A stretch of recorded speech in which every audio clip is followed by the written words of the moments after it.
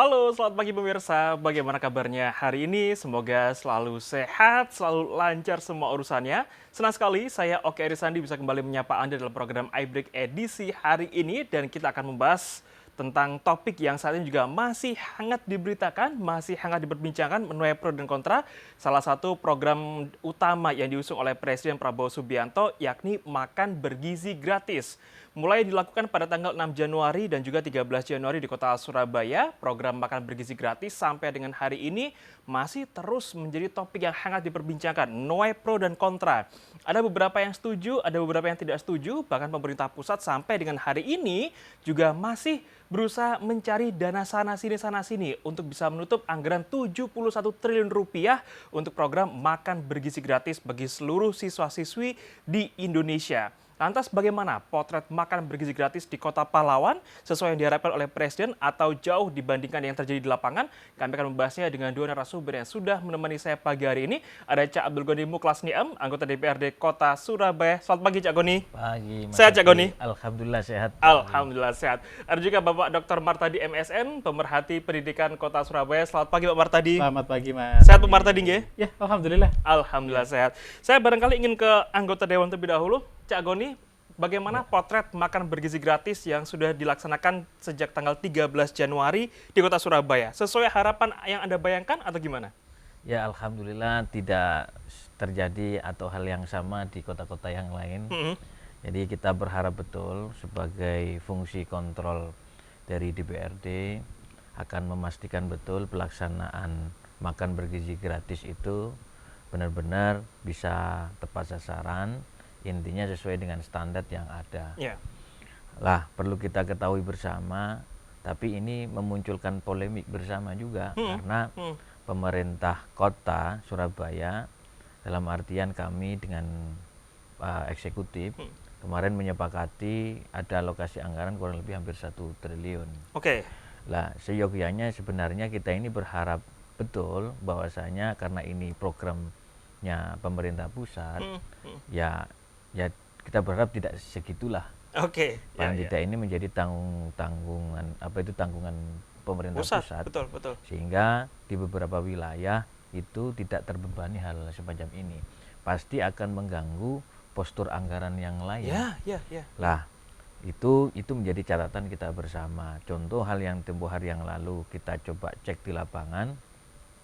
Jangan sampai makan bergizi gratis ini kita harapkan tidak mengganggu kegiatan proses belajar mengajar. Itu yang kita harapkan. Terus belum lagi dari proses makan bergizi gratis itu akan memunculkan permasalahan baru, yakni sampah. Ini kan sampah. Terus belum lagi keluhan-keluhan teman-teman yang lain ketika kita mendampingi proses kegiatan makan bergizi gratis itu, kantin-kantin sekolah sepi. Iya, keluhan Pak. Maksud kita itu jadi tidak terpusat seperti itu. Jadi kalau memang itu bisa dikelola oleh pihak-pihak sekolah, itu dilakukan dengan baik sehingga benar-benar bisa tepat dan tidak mengganggu jalannya kegiatan belajar mengajar. Itu yang kita harapkan.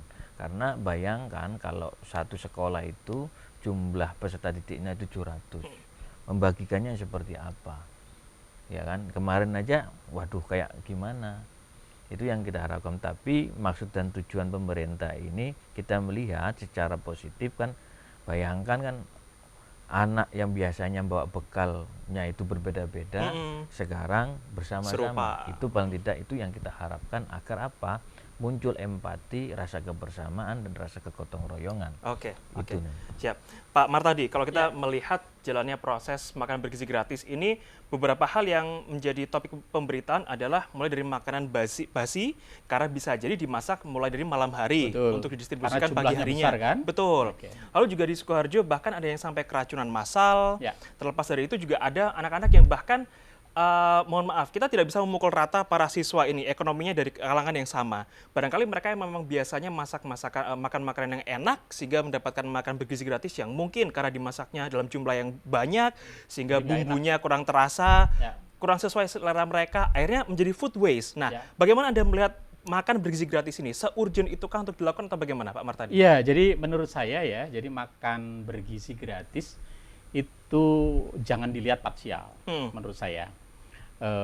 Makan bergizi gratis setidaknya harus dipersiapkan secara hulu sampai ke hilirnya.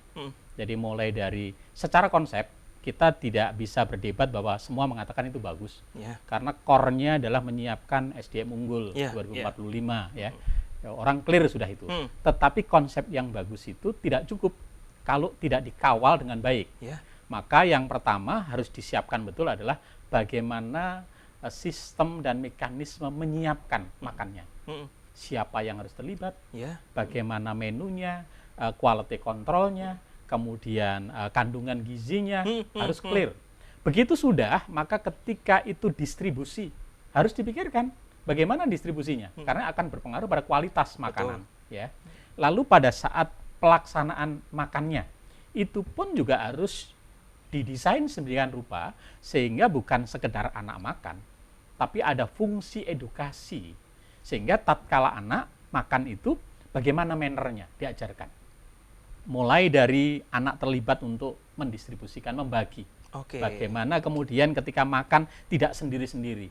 Ada etika makan, ada etika berdoa. Lalu kemudian bagaimana dia bisa mengatur waktu begitu selesai, tidak sendiri-sendiri, ya, dan sebagainya. Itu adalah ruang-ruang yang sangat luar biasa untuk mengedukasi anak-anak. Begitu sudah selesai, lalu bagaimana kalau ada makanan tersisa? Bagaimana anak-anak ini kemudian mengumpulkan makanan itu? Bagaimana itu kemudian didaur ulang menjadi entah itu kompos, kemudian makanan ikan, atau menjadi produk-produk yang lain. Sehingga dari hulu ke hilir, konsep ini utuh. Kalau tidak, maka yang terjadi seolah-olah kita ini hanya terjebak pada aspek memberikan makan gratis kepada anak. Maka menurut saya, program ini tidak cukup menggunakan terminologi makan siang gratis bergizi, tapi harus makan gratis bergizi dan beretika. Karena apa? Nggak bisa anak makan kemudian ketika dia cocok kemudian dia memunculkan sikap yang seolah-olah negatif. Itu menurut saya tidak bersyukur. Di mana letak kesyukuran itu? Ini menurut saya pemerintah harus betul-betul menyiapkan makan gratis bergizi ini dan beretika ini secara komprehensif, termasuk dampak-dampak pengiring yang ditimbulkan. Tadi Cak Goni betul, begitu makan siang bergizi, lalu kantin tutup semua, nggak laku tuh. Betul. Lalu diapain? Ini harus ada dampak sampingan yang harus disiapkan layer berikutnya untuk menangani apakah mereka akan dilibatkan, kemudian apakah kemudian mereka akan diberikan usaha lain. Karena mereka juga butuh makan. Jangan sampai nanti kemudian kita menyiapkan anak makan bergizi, tetapi anaknya para pengelola kantin menjadi kekurangan makan, gitu, karena orang tuanya tidak mampu untuk menghidupi mereka. Ini persoalan-persoalan yang menurut saya harus dipikirkan oleh pemerintah, dan dari awal manajemen risiko harus dipikirkan sehingga tujuan yang baik itu betul-betul dikelola dan dilaksanakan dengan baik. Siap. Saya yang harus menggarisbawahi adalah bahwa tujuan utama dari program makan bergizi gratis ini adalah bagaimana menyiapkan generasi kita untuk Indonesia Emas 2045 sehingga anak-anak kita bergizi. Memang salah satu hal lain yang juga menjadi tujuan utama dari program ini adalah bersyukur, tapi ini bukan tujuan utamanya. Jangan sampai anak-anak harus mensyukuri semua makan yang mereka dapatkan, mau itu seperti apapun bentuknya, rasanya, tapi yang harus diingat adalah bergizi. Karena rupanya di beberapa daerah pun program makan bergizi gratis yang disajikan kepada para siswa ini masih jauh dari standar gizi kecukupan dari Menteri Kesehatan. Jangan kemana-mana, kami akan segera kembali sesaat lagi.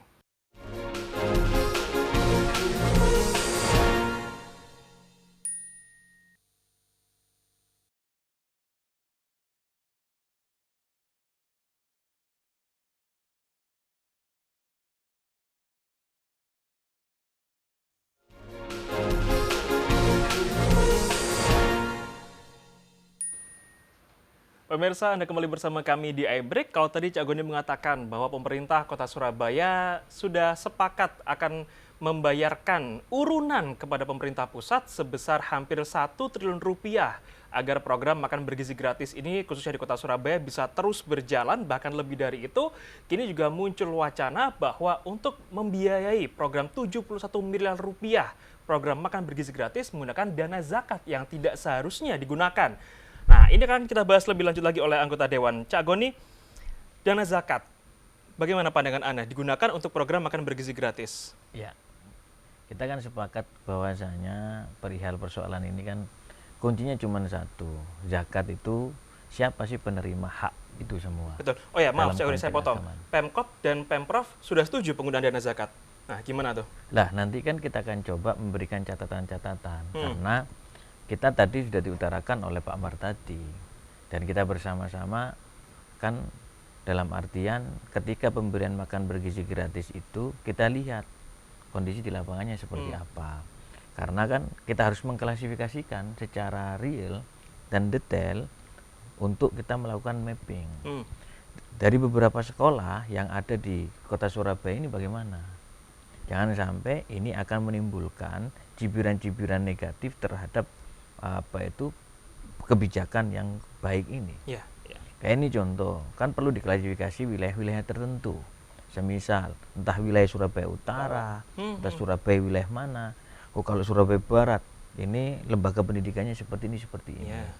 Maka dari itu kan perlu hadir. Belum lagi pemerintah pusat juga ada yang mengatakan kalau bisa orang tua mampu juga ikut terlibat.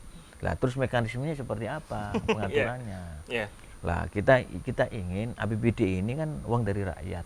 Ya juga akan kita kembalikan kepada rakyat dan kita bertanggungjawabkan betul agar ini bisa tepat sasaran. Jadi jangan sampai semisal ini orang mampu terus akhirnya mencibir apa makanan saya tidak sesuai dengan kok di sini seperti standar mereka. Ini akan menimbulkan cibiran-cibiran yang lain. Jadi nilai edukasi tidak masuk semua akhirnya. Ini menjadi masalah juga. Makanya saya ngomong kepada Dinas Pendidikan selaku mereka yang menyiapkan peserta didiknya itu, ya jangan sampai ini catatan buat kita. Paling tidak kita kawal betul wilayah-wilayah yang notabene semisal coba sih klasifikasi mana sekolah-sekolah yang memiliki tingkat kemampuannya tinggi dan kemampuannya benar-benar mampu dan tidak dan sebagainya. Peserta didiknya ini bagaimana? Itu harus dikaji betul. Coba diatur. Lah tempo hari yang lalu kan ada kurang lebih kan 6.000 sekian siswa yang kita berikan makan bergizi gratis. Itu pun ya beberapa masih dicobakan SD dan SMP. Sementara SMA SMK kan masih belum jalan. Ya kan? Kita lihat coba reaksinya seperti apa. Ya memang bayangkan makan membutuhkan waktu. Sedemikian banyak itu. Tadi kan diutarakan oleh Pak Amar tadi. Jadi kunci ini semua kan bagaimana peningkatan mutu SDM. Apakah dengan makan itu meningkatkan mutu SDM? Ya kita kan juga nggak tahu kan. Tapi kan paling tidak itu kan bagian dari proses yang di luar agar kondisi tubuh kita ini sehat sehingga menerima pembelajaran itu bisa secara optimal. Betul. Lah, jika itu yang kita lakukan, semisal ayo coba dikaji dong dengan cermat. Bagaimana semisal satu sekolah 700 mendistribusikannya seperti apa? Seandainya kalau dari luar, terus kayak apa? Itu tidak sesuai dengan tepat waktu dan sebagainya, kan kacau juga. Nilai disiplinanitas itu tidak didapat. Ya kan? Malah akan menimbulkan hal-hal yang dalam tanda kutip negatif. Jadi saran kami semisal, makanya kami kepada Dinas Pendidikan untuk memapping betul. Coba deh cari wilayah-wilayah yang dalam tanda kutip walaupun di Kota Surabaya ini kan sudah mulai zero stunting dan sebagainya. Lah, jadi jangan sampai hal-hal seperti ini akan menimbulkan permasalahan lagi di Kota Surabaya. Itu yang kita harapkan. Saya sepakat dengan Pak Martadi tadi ketika mengatakan bahwa lebih baik judulnya tidak hanya program makan bergizi gratis, tapi juga harus ada beretika. Artinya ada inputan lain yang juga diberikan kepada para siswa tentang bagaimana mereka etika makan, etika tentang mereka juga mendapatkan makanannya. Betul. Nah, artinya apakah kalau tadi kita berbicara bahwa harus tepat sasaran, coba gimana kalau program makan ini hanya untuk mereka yang kurang mampu? Nah, artinya ketika nanti misalkan direalisasikan, yang mampu tidak dapat, yang mampu dapat. Nah, apakah ini tidak menimbulkan kesenjangan atau bagaimana Pak Martadi? Kira-kira? Ya, ini kan persoalannya pada persoalan kita ini terbatas dari sisi financial. Ya, betul. Ya kan? Itu. Kita inginnya pasti pemerintah ingin hadir untuk semua masyarakat. Tetapi jumlah anak usia sekolah itu kan sangat besar. Kemarin Surabaya 6.000, itu kecil. Satu angkatan saja SMP itu 45.000. belum 3 angkatan, belum SD 6 angkatan itu. Berapa ratus ribu, jutaan. Nah, sehingga sementara finansial kita terbatas. Gitu ya. Oleh sebab itu perlu ada skala prioritas. Ya, di mapping tadi oleh Mas Cak Goni disebut tadi, mana yang memang harus diprioritaskan dulu untuk diberikan. Karena ada kondisi masyarakat kita ini yang berbeda. Ada yang mereka memang bukan mereka tidak punya hak, sebagai warga negara punya hak, tetapi mereka memang tidak sangat membutuhkan. Sehingga jangan sampai terjadi kemudian ketika disamarata dengan besaran 10.000, lalu ada anak-anak di kalangan tertentu dipaksa untuk makan dengan menu sebesar 10.000, downgrade.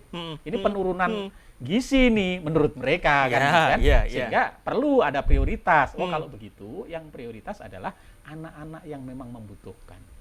Yang kedua, nggak apa-apa menurut saya, tidak harus. Yang penting kan komunikasi dengan mereka. Mereka juga kalau diajak komunikasi nggak ada masalah kan. Anggap saja mereka itu bagian dari program ini. Orang tua memberikan makan anaknya bagian dari program ini. Nggak apa-apa, itu dihitung. Sehingga angka yang 1T tadi, itu tidak semua harus disiapkan oleh pemerintah. Habis uangnya pemerintah nanti nggak bisa bangun hanya buat ngasih makan. Tetapi masyarakat yang ingin berkontribusi. Kita ingat, negara kita itu adalah gotong royong. Kekuatan bangsa kita itu gotong royong, partisipasi. Banyak kok orang tua yang kepengen berpartisipasi untuk menyiapkan makan pada anaknya. Tinggal itu didesain menjadi bagian dari program makan bergizi gratis bergizi dan beretika itu.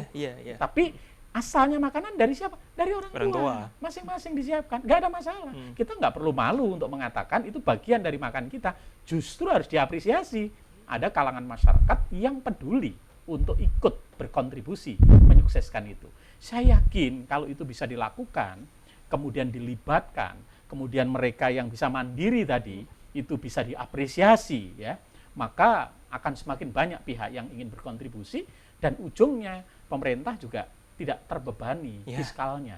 Karena terbatas kita ini. Karena yang kita pikirkan bukan tahun ini loh ya. Ini bertahun-tahun. Tahun-tahun berikutnya nggak ada anak itu hanya diberi makan seminggu lalu jadi hebat. Nggak begitu. Ini tahunan ini sampai dia SD, SMP, SMA baru akan kelihatan hasilnya. Pertanyaannya, bagaimana kita menjaga keberlanjutan agar makan program yang bagus ini berlanjut.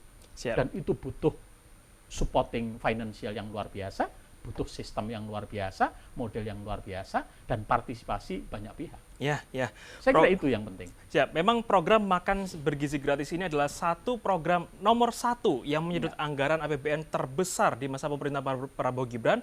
Lalu yang kedua adalah pembangunan IKN. Nah, tidak bisa dipungkiri bahwa memang sampai saat ini anggaran 71T ini juga belum kelihatan wujudnya. Karena untuk membiayai pengadaan program makan bergizi gratis, ini mereka yang menyediakan harus reimburse dulu ke pemerintah. Bahkan saat ini pemerintah pusat juga sedang sibuk mencari dana talangan sana-sini, pemerintah daerah diminta untuk ikut urunan, bahkan ada wacana untuk menggunakan dana zakat. Nah, ini memang menandakan bahwa sampai dengan hari ini program makan bergizi gratis sepertinya masih belum dipersiapkan dengan matang. Lantas seperti apa seharusnya nanti harus kita lakukan? Jangan kemana-mana, iBreak segera kembali sesaat lagi.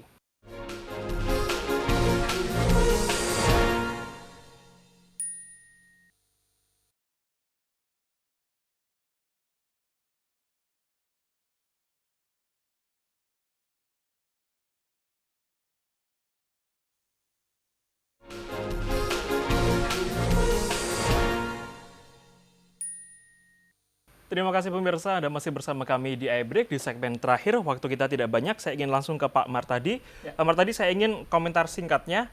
Pemerintah mewacanakan bahwa nanti di bulan Ramadan, meskipun para siswa Muslim sedang berpuasa, tapi program makan bergizi gratis akan tetap berjalan. Bisa dibawa pulang ke rumah.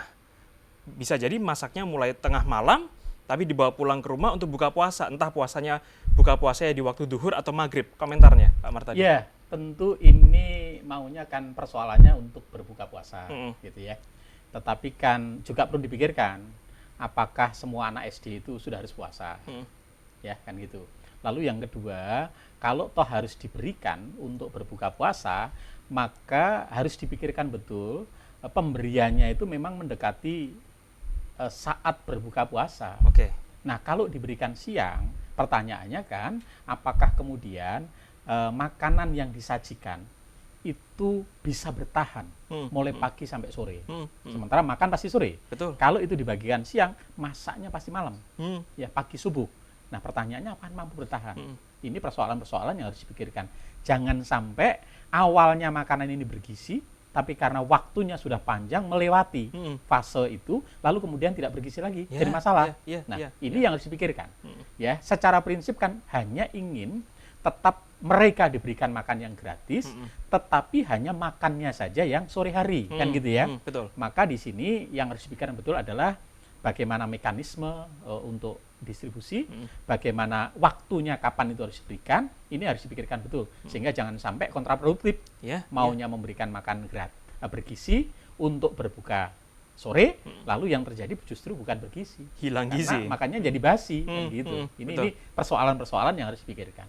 Secara konsep maunya baik, tetapi sekali lagi butuh dipikirkan secara matang, mekanisme secara komprehensif, sehingga tujuan yang baik tadi betul-betul tercapai dengan baik. Siap.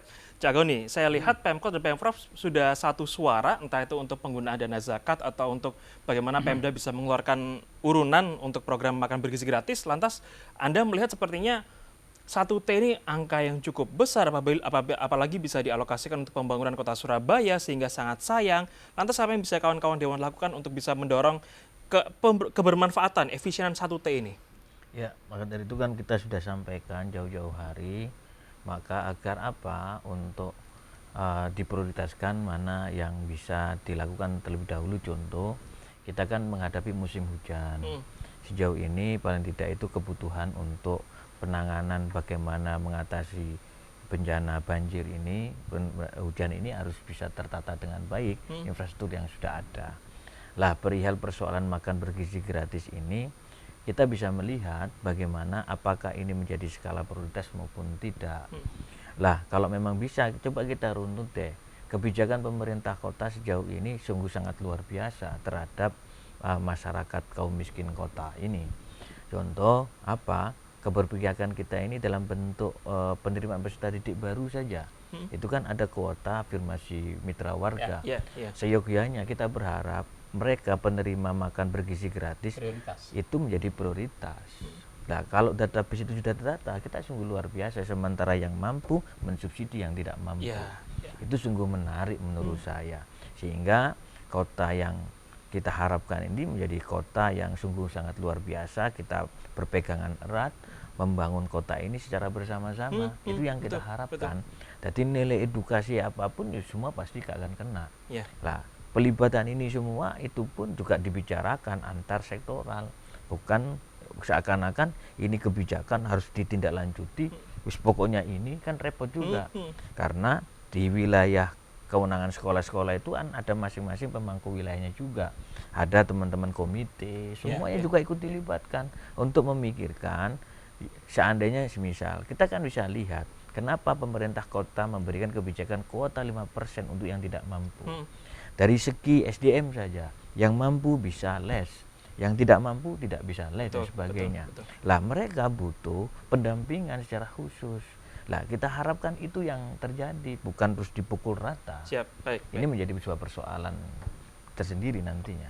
Saya kurang lebih sepakat dengan Cak Goni dengan Pak Amar tadi bahwa ke depan untuk program makan bergizi gratis ini bila mana ingin konsisten bisa bertahun-tahun dilaksanakan, alangkah lebih bijaksana jika ini perlu ada mapping, perlu ada bagaimana pendataan sehingga mereka yang menerima makan bergizi gratis ini tepat sasaran, memang yang memerlukan, sehingga nanti yang sudah berlebih mereka memberikan subsidi sehingga satu porsi makan ini tidak hanya bernilai Rp10.000 tapi bisa lebih dari itu supaya nilai gizinya juga sesuai dengan standar dari Kementerian Kesehatan.